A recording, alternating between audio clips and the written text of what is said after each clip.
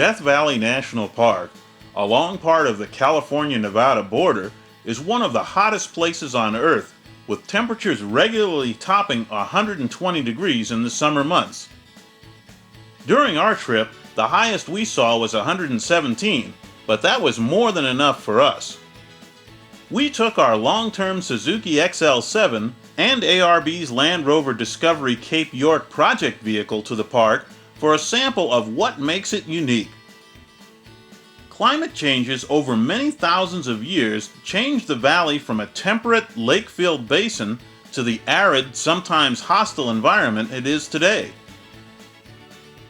In the late 1800s and early 1900s, Death Valley was home to a number of short-lived mining boom towns, whose crumbling remains now dot various portions of the park.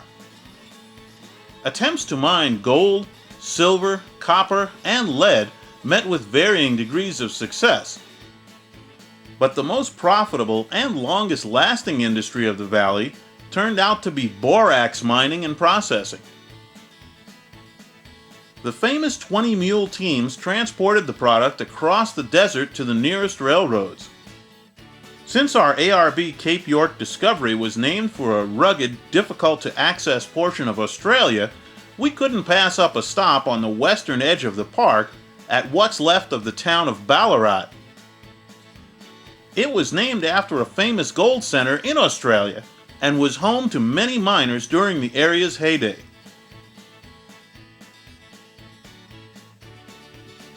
At the town of Skidoo, not much remains other than open mine shafts that can make hiking very dangerous. Death Valley is home to the lowest elevations in the Western Hemisphere at 282 feet below sea level near Badwater. Springs keep mineral-rich waters bubbling to the surface and are home to unique marine and insect life in what is normally the hottest area of the park.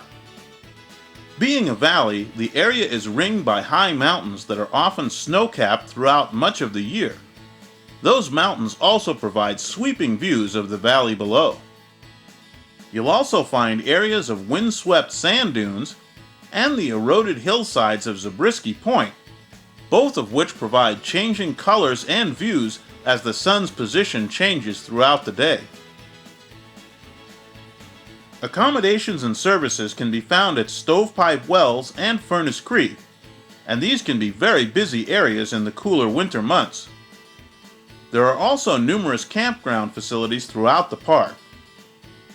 During the hotter times, availability of services is limited, but that's when Death Valley's tough climate and steep grades become an ideal proving ground for vehicles.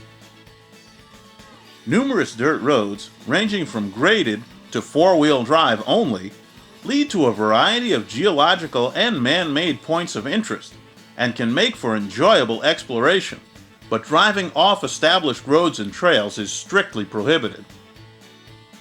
There's an awful lot more to see in Death Valley National Park than we can possibly show you here, and it can make a great place to spend a few days. If you want peace and quiet, and are willing and able to stand the heat, and you take the proper precautions for yourself and your vehicle, summertime can make for a pleasant visit. For a much more agreeable climate and a less solitary exploration of the park, the cooler months are the best time. Our hot weather trip yielded no unwanted behavior from our Suzuki or our Land Rover, and we traversed many miles of primitive roads easily and in air-conditioned comfort. A silent testimony to just how capable and versatile modern SUVs are.